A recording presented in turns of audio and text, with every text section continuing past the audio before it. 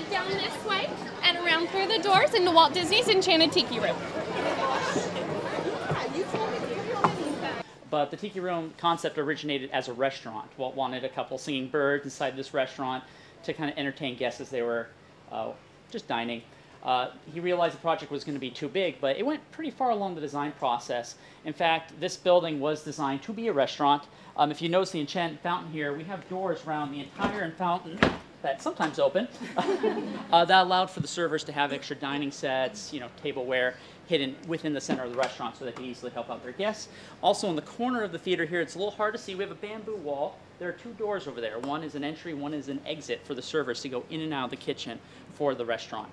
Now the tables and chairs were already put into place, but right before it got too far underway, the tables removed, the chairs remained for the first about 20 years of the operation from that restaurant concept. So. Yeah, the first audio animatronics were huge for us in the game. We wanted to create an entire class of enemy, I guess, that Mickey and Oswald could interact with, that they wouldn't be able to just deal with using paint and thinner. And so we borrowed the audio animatronics idea to create a robotic set of enemies. In the first game, you had no choice but to defeat them using, a combination of paint and thinner and then physical force.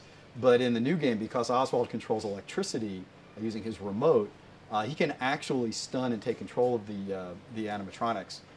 And so you can actually befriend the animatronics now instead of having to defeat them. So it's true that in Disney Epic Mickey 2, you can actually get through the entire game without ever defeating a single thing. You can befriend every single thing in the game, which strikes me as a very Disney thing to do. Agreed. Look, here come the girls. Mesdames and messieurs, introducing the lovely ladies of the ensemble. Just like the Folly Bergère with all the feathers, there's Colette. Hello, Colette. Suzette. Hello, Mimi. Gigi. Fifi. Josephine. I wonder what happened to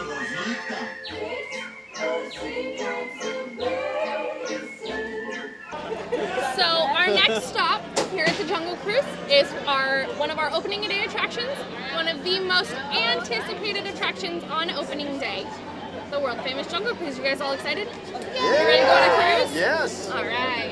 Watch your step. Ready for a cruise? Just don't step on your watch. That's a terrible way to kill time.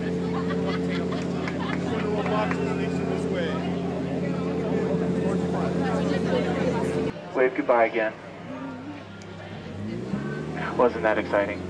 Alright folks, welcome to the world famous Jungle Cruise. My name is Steven and I'll be your skipper for as far as we get. Please remain seated and keep your hands, arms, feet, and legs inside the boat at all times.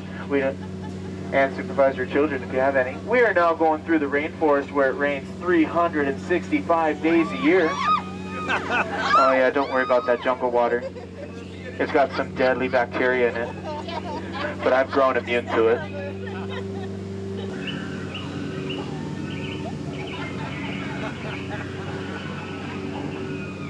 We have just turned down the Great Nile River of Africa, and if you don't believe me, you're probably in denial. And if you look to the left of the boat, you can tell by its huge ears and tusks that that's the great African bull elephant, the world's largest land animal. And over here to the left, that's Trader Sam. He's the head salesman of the jungle. Business has been shrinking lately, so today he has a special. 2 of his heads for 1 of yours. No matter how you slice it, you always come out ahead. And that's his best friend Ellie right there. He says he got her for her personality. I think he got her for her trunk space. If you'll please do me the honor of ringing the doorbell. Just twist it. And welcome to Walt Disney's private apartment. Come on in and take a seat. Welcome to Walt Disney's private apartment. Come on in. Welcome to Walt Disney's private apartment. Please watch your step. Welcome to Walt Disney's private apartment. Please watch your step. Please watch your step. Welcome to Walt Disney's private apartment. So how many first-timers do we have here at Walt Disney's private apartment? How many of you are excited to be in Walt Disney's private apartment? Absolutely. That is the response that we'd like to have. And I'd just like to take another moment to welcome you to Walt Disney's private apartment, one of the most exclusive places in the entire Walt Disney Company. And we're so honored to have all of you here in this very private space. One of the first things that you'll notice is that it's pretty small. It's about 500 square feet. And this is about the large portion of the apartment that you see here. It was helped designed by the set decorator Emil Curry, and Courtney will share a little bit more about him as you walk down Main Street, USA. But he was one of our interior set decorators, and he designed sets for Mary Poppins and 20,000 Leagues Under the Sea. Now, when he worked on this apartment, you'll notice that even though it was built in the 1950s, it has that exact same feeling of that Victorian era, just like it does on Main Street, USA. And this was never intended to open to the public, but Walt Disney knew that those specific details were exactly what's going to make the Disney theme park unique and unlike anywhere else in the entire world. So from here, you'll see all of those deep roses, a theme that Lillian personally loved. As you can see it in the carpet, you might be able to see it etched in some of the chairs, as well as some of the teacups that you might see all scattered throughout the apartment, making this a very intimate and private spot. You'll also notice that there aren't any beds, and believe it or not, these two are fold-out couches that pull out into twin beds, so therefore they'd be able to sleep here. Lillian slept on this bed right here, and Walt Disney slept right here. And originally you would know the difference between the two because they had their mothers actually on the portraits directly above. Those have since been donated to the Disney family, but we still have some pictures that are very near and dear to the entire Walt Disney Company. The first one I'd like to share with you is going to be on right here, Walt Disney standing on Main Street, USA. He's standing underneath the Elias Contracting Company window, and in just a few minutes, Courtney will show you right where that's at, so you'll be able to see that. Right over here above Walt Disney's bed, you'll see him rehearsing for the opening day speech right here, just down here in Town Square. One of the first things he wanted to have here in his Mickey Mouse Park, as we say, was a railroad that encompassed the entire area. He then had a monorail, as well as had the horse-drawn and the horseless carriages. Now remember in the 1950s and 1960s, Walt Disney was a huge celebrity. And so many people wanted to be able to see him at his original Magic Kingdom. But he would be stopped for photographs and autographs very frequently, so it was sometimes difficult for him to navigate throughout the parks. So, being the creative entrepreneur that he is, there's a certain time of the day that has a large amount of people lying down the sides, perhaps a certain route. What do you think? The parade, right? So if you look at this portrait right here with his granddaughters, it's the holiday time. You can see with that, and you'll notice that he's going down the street, being able to wave at everyone just before the parade steps off, so that way they could see Walt Disney right here. In fact, he also sometimes liked to invite different celebrities and dignitaries along the way. And Julie Andrews recalls just before she was asked to sign to play the role of Mary Poppins, Walt Disney took her in the electric car, and she said that he was a twinkly person who was just simply ecstatic to see all of the people here. Now, another picture that we have here I'd like to direct your attention to is going to be right over here, and that's Lillian and Walt staged right in front of the castle. And again, one of the electric vehicles. Now, Walt Disney always wanted to make sure that Lillian would be comfortable because, after all, this was her home as well. And here in his private apartment, he wanted to make sure she had special gifts as well. And so the first one I'd like to share with you is going to be right on the other side. It's going to be our Regina music box. Now, what that was dates back all the way to the 1890s. They had large metal cylinders that would get lowered up or down into the actual box, and it would play chimes and different music. And they believed that the Regina was a very successful and didn't need to change very much. Well, Walt Disney once said we always had to keep moving forward, and the Edison decided that, well, they need to keep moving forward, and they developed the Edison phonograph, as you can see right here, one of our other very rare collections. And rather than having that very large cylinders being rotated through that can only store about 6 of those per actual box, these had small wax cylinders, and therefore they can be rotated out. And we actually have about 26 of those original ones still in the apartment today that we keep as our collection. You might notice the Tom and Jerry set right there. Now, how many of you thought of the classic cartoon Cat and Mouse? A few people? Well, believe it or not, it was a Victorian time, in the turn of the 19th century, Yuletide beverage that featured eggnog, milk, sugars, and spirits that was served warm during the holiday season. So just in case they wanted to entertain any families or friends. Yeah, sure. Yeah, absolutely. And you're going to be able to see some other portions of it in just a moment.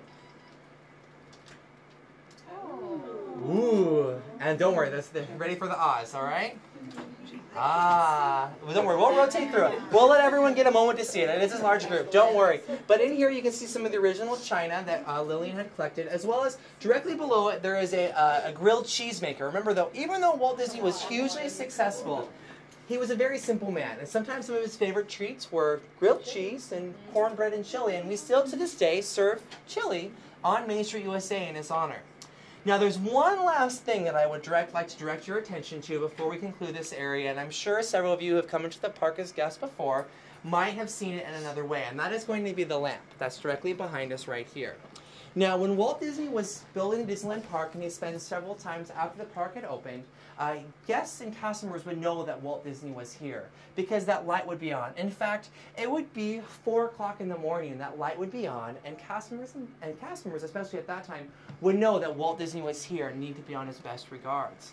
Now, since Walt Disney's passing in 1966, we've kept that light on 365 days a year, 24 hours a day, 7 days a week. So all of our guests and all of our customers still know that right here, this is Walt Disney's original Magic Kingdom, and we keep his inspiration alive in all of us. And not only is it in our customers here, but it's also our guests, because our guests are what make our magic come in. In fact, our grandchild, one of Walt's grandchildren, Christopher, had said, you know, look at this place. He loved being able to come in here and spend the night at Disneyland without anyone here. And he would look at his father and say, this is a dream come true. And Walt would turn to him and say, wait till the people get here. That's when the magic really happens. In fact, it was opening day, July 17th, 1955, and Walt Disney was standing right here. And Sharon Baird, who was an original Musketeer, had the opportunity to be here in the apartment as the first guests were being allowed into the park. And Walt Disney was standing right here with his hands behind his back, and he was looking out the window. And as he was looking, Sharon Baird had the opportunity to look and see that he had a lump in his throat and a tear fell down his face. And at her young age of 12, she didn't understand what that meant. But looking back on it, she said it's probably the only time that she was able to see a man's inspiration and hopes and dreams come to life. And that's the inspiration that we'd like to leave you with. It's looking out this window and seeing that lamp. That wherever you go, you're going to have your own inspiration for you. So as we leave the apartment here, Amanda and Courtney would like to hand out a Walt lamp pin for you as well to take with you. So that way you can have all of your own inspirations. Thank you all so much for coming to the apartment. We are going to head up Main Street just a tiny ways. I'm going to tell you a little bit of history about our park and about some of our most beloved contributors to the park. So the design of Main Street and the entrance is actually designed after a theater. You notice at the front you have the red bricks and you can't really see what's happening. And then you come through the train station gates and it's the big unveil of the castle, right? So it's the curtains opening up, the red curtains. And what do you see before the movies? You see the credits. Well, our credits are our windows here on Main Street. The windows all represent someone who is near and dear to Walt's heart or who had some kind of really big inspiration with Disneyland and the creating of Disneyland. This is a really important place for the Disney Epic Mickey games as well. Just as Walt wanted to recreate part of his childhood, we wanted to recreate part of his park. Wasteland is a world that no player had ever visited, and so no player really cared about. Why would they want to save it? And so we wanted to create a place that was so familiar that they would instantly feel that sense of like, I need to make this right. And so we recreated at the beginning of Disney Epic Mickey 1 and Disney Epic Mickey 2, recreated the square, the train station, most of Main Street, and the view of the castle, that iconic view. That's one of the first things you see in both games. And it was really important to ground the game in reality. We built things as accurately as we could. We even got elevations that had accurate architectural detail, accurate colors. We built everything as accurately as we could. And then we did what we call wonkifying. We gave it a twist, so it would be familiar but strange, and a little bit melancholy, so players would want to actually make it right again. So as you walk down this street, think about that when you play the game, and I hope you feel like you've been here before. Excuse me, just behind you. Excuse me, thank you. So here above me we actually have 3 very important windows dedicated to ABC. When Walt was trying to find funding for the park, Roy, his older brother, went to ABC He knew that ABC was looking for a hit television series from Walt, and Walt was looking for funding. So it worked out pretty well. If you think about Walt Disney's contribution to culture and entertainment in the 20th century, he was at the forefront of absolutely everything. First sound cartoon that made any kind of significant splash. First color cartoon. First feature film, animated feature film. First stereo sound. First Hollywood studio to be involved with television. Instead of seeing television as a threat, he saw television as a potential ally, and he was first there as well. And at the Tiki Room earlier, we saw the first robotics anyone ever interacted with in real life. So in every way, he was just the first. We have Robert and Richard Sherman's Window, the Sherman brothers, who were our amazing songwriters. They wrote, basically, you think of it this way, if the song gets stuck in your head, it was the Sherman brothers. When I was auditioning composers to create the sound of Disney Epic Mickey, the test consisted of two things.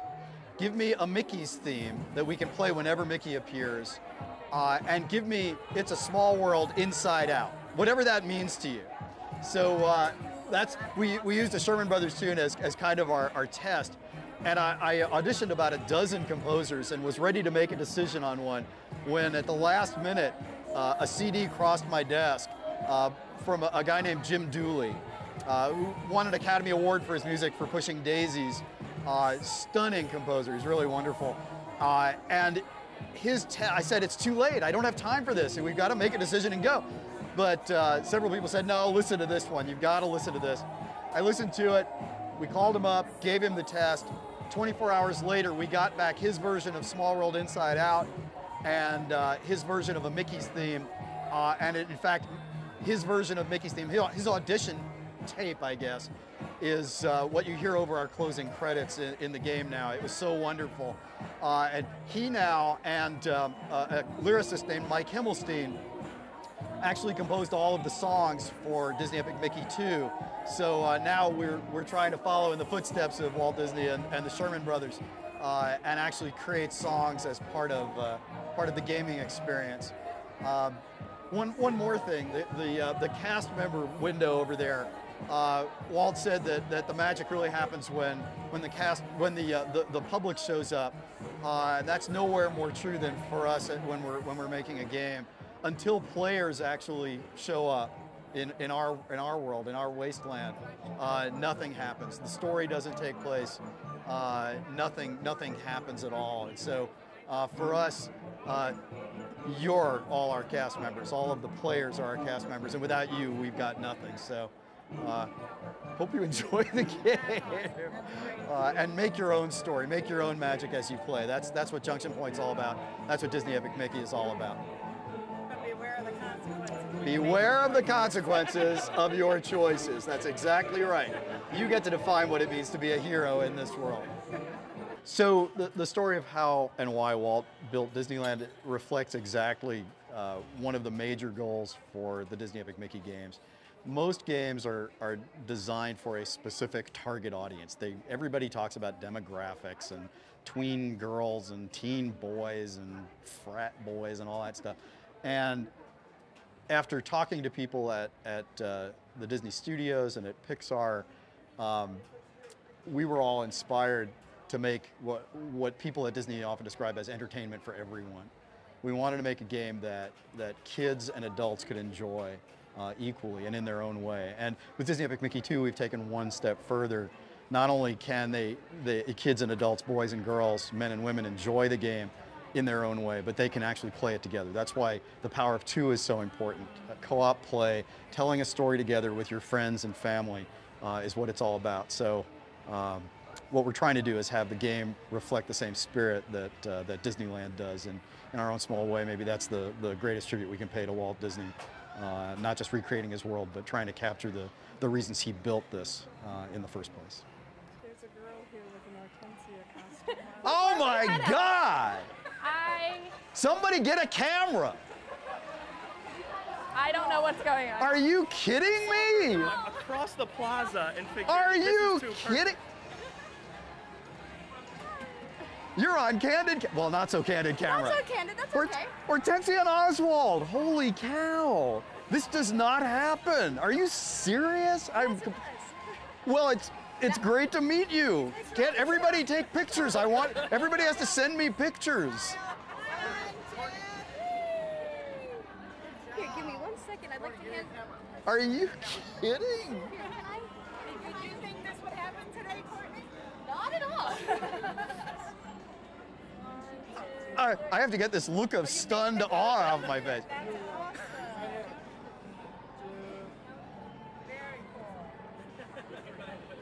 Holy cow. Wait a minute. Hold on. I just realized. Yeah, hold on. Wait a minute.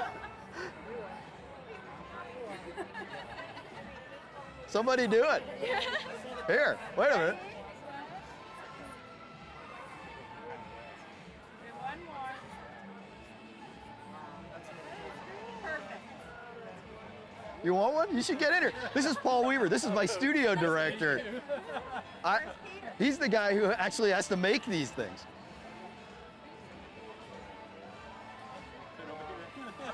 One more.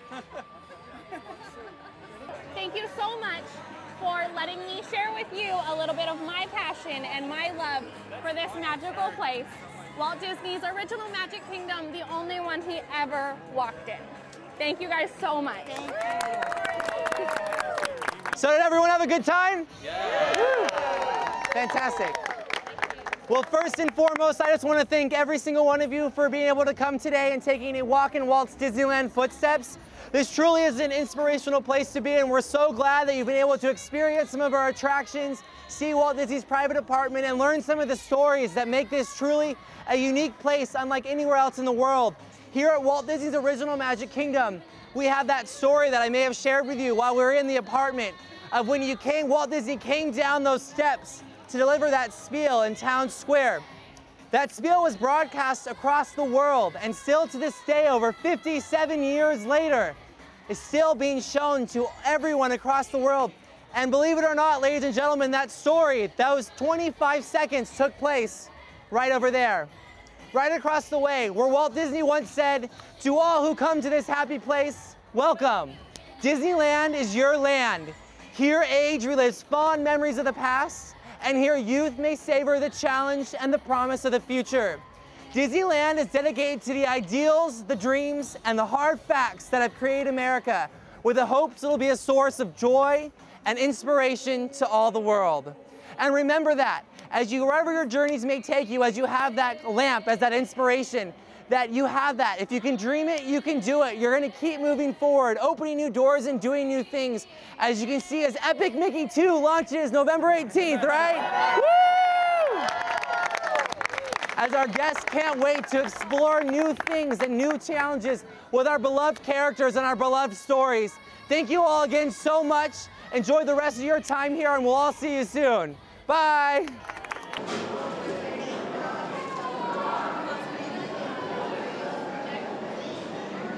So I just want to thank everybody for coming today and for helping to make this such an amazing day for me. I hope for all of you as well. We got to walk in Walt's footsteps today. We got really cool pins. We're eating at Club 33. I hope you all realize how special this is. And we have a really special treat. This is. Okay, we're going to hear a little bit about the park and about this place from one of my favorite people at Disney. This is Stacia Martin right here, amazing Disney sketch artist, and a woman who I have never once stumped on any aspect of Disney history, he said, putting her right on the spot. And hello, everybody. I am delighted to be here, too, and to share a little bit of this history that we hold so dear throughout the Walt Disney Company, the history of our films, of our characters, and, of course, of our park. I know that much like playing the Epic Mickey game, once you get on a path, you never want to leave it. So I'm going to try and give you maybe some little guideposts to show you some different paths you can take, not only with the icons in the game, but as you explore Disneyland on subsequent trips. So Frontierland was a huge part of early Disneyland's days. Here's the attraction poster again from the 50s showing that graphic styling that's so simple and clean. of the mid-century time. But you can see some of the attractions. They had mule trains and covered wagons, and especially I know that figuring into the game is an attraction which is no longer there. It's now occupied, the space is now occupied by the Big Thunder Mountain Railroad, but the attraction was called Nature's Wonderland. And as part of that, you had a beautiful trip through Rainbow Caverns. So I want to spend a little bit of time on that because you can't see it anywhere except for, of course, in Epic Mickey 2, which you can kind of see about later. 2 is the very important number here, isn't it? Because it's called the power of 2. The very first large interplay of the number 2 in Disney history was from the very first Disney power pair. And who was that? Anybody? Walt and Roy, that's right, his brother. The power of 2. They made everything happen. And then once Walt had his first wildly successful character, everything took off. That's the power of 2. Walt and Mickey. Mickey, yes.